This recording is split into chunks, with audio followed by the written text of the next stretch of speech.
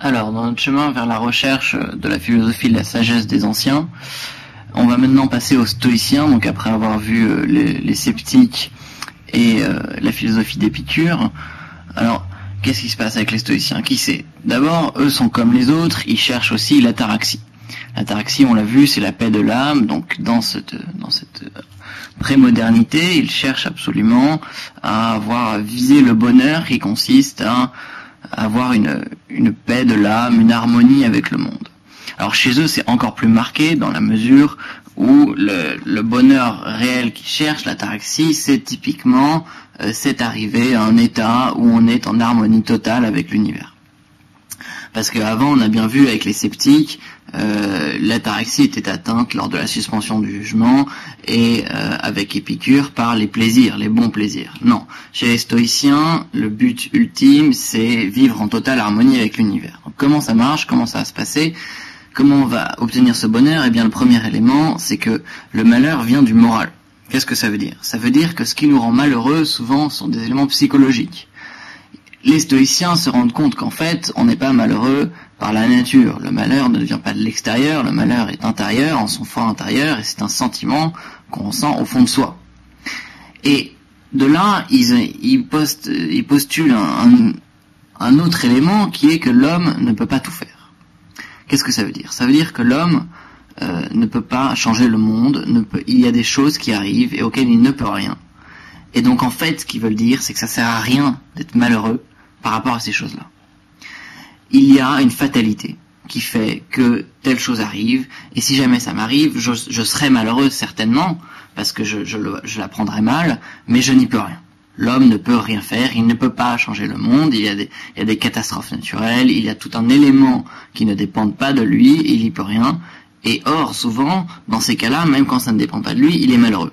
Et c'est ça, en fait, que veulent venir corriger les stoïciens.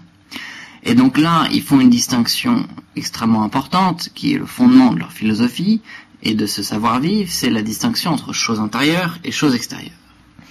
Ils vont dire que voilà, dans la vie, il y a tout ce qui dépend de soi, et tout ce qui n'en dépend pas. Il y a toutes les choses intérieures, et toutes les choses extérieures.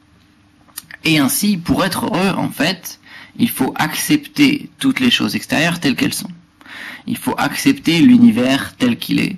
Et il faut accepter sa place que nous, on a, chacun dans cet univers, et ne pas la remettre en question. Il faut, en quelque sorte, se résigner, se soumettre à l'ordre naturel de l'univers. Donc on est vraiment dans la prémodernité avec la cosmogonie, comme on l'expliquait avant. Il faut se soumettre à l'ordre naturel de l'univers, ne pas le remettre en question, ne pas chercher à changer, accepter tout ce qui nous arrive dessus, toutes les choses extérieures comme données, et arrêter de vouloir se battre contre des choses qu'on ne peut pas changer.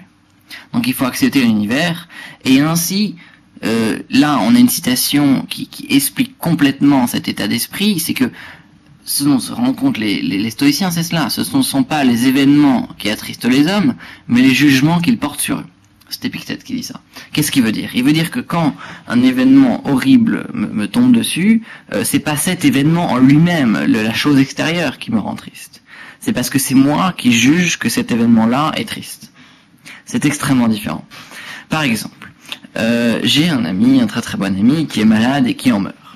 Bon, cette maladie est une chose complètement extérieure à laquelle je ne peux rien, et sa mort est une chose complètement extérieure à laquelle je ne peux rien.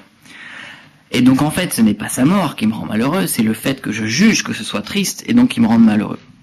Donc pour Épictète, en fait, ce qu'il faut faire, c'est que tant que le malade n'est pas mort, il faut tout faire pour le sauver. Pourquoi? Parce que ça dépend de soi. Il faut appeler des médecins, il faut l'emmener à l'hôpital, etc. Parce que ça, voilà, ça dépend de soi, et donc il faut tout faire. Une fois qu'il est mort, ça sert à rien d'être triste, ça sert à rien d'être malheureux, et donc il faut laisser passer, et il faut accepter.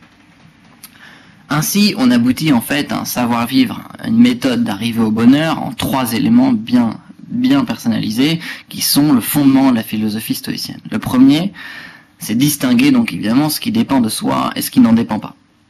Et à partir de ces distinctions fondamentales, une fois qu'on sait faire la différence entre les deux, on va pouvoir atteindre le bonheur. Comment?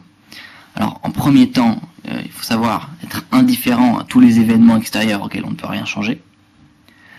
Comme par exemple cette mort par maladie, on ne peut rien y changer, c'est comme ça, donc il faut savoir être indifférent. Il faut cultiver un état d'esprit qui fait qu'on ne porte pas de jugement négatif, on ne porte pas de jugement atroce, on s'y soumet, et on reste comme ça, et on n'est plus malheureux. Donc il faut apprendre à être indifférent aux événements extérieurs auxquels on ne peut rien changer. Et le dernier élément, c'est évidemment, en revanche, dans le domaine de ce qui dépend de soi, donc on a bien vu la distinction, dans le domaine de ce qui dépend de soi, là il faut agir au mieux. Il faut tout faire. Il faut tout essayer et se donner au maximum. Il faut pratiquer le don de soi au maximum pour, dans ce qui dépend de soi, tout donner. Et ainsi, par cette méthode stoïcienne, on arriverait à l'ataraxie, au bonheur, à la paix de l'âme. Alors, je pense que la meilleure métaphore pour résumer cette théorie des stoïciens, c'est la métaphore du jeu de cartes.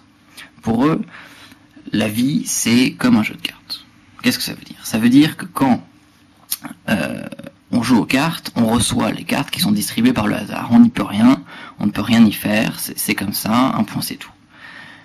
Et ça, ce sont les choses extérieures. C'est ce qui ne dépend pas de soi, on n'y peut rien, il faut s'y soumettre. J'ai un mauvais jeu, tant pis.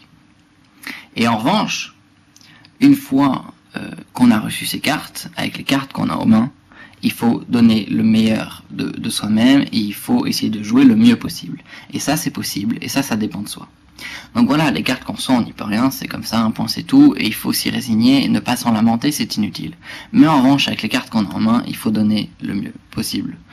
Et ça nous mènerait ainsi à l'ataraxie, à la paix de l'âme, à l'harmonie avec l'univers, et à l'harmonie avec la place qu'on nous donne, et en même temps à essayer de jouer son rôle le mieux possible. Donc ça s'inscrit vraiment dans cette idée de la cosmogonie prémoderne qu'on a vue chez les anciens.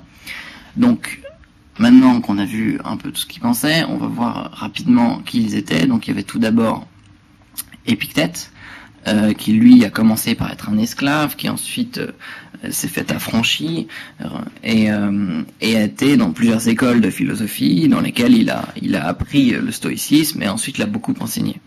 Donc il a écrit tout ça, il a transcrit tout ça dans son livre qui s'appelle le Manuel. Donc on parle souvent du Manuel d'Épictète.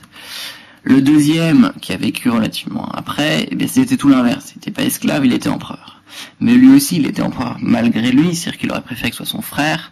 Malheureusement, c'est lui qui a dû être empereur, et donc, étant empereur, lui, il aurait voulu se consacrer uniquement à la philosophie. Mais bon, étant empereur, il a pris son rôle à plein cœur, et il s'y donnait au maximum, et ce fut un très grand empereur. Empereur romain.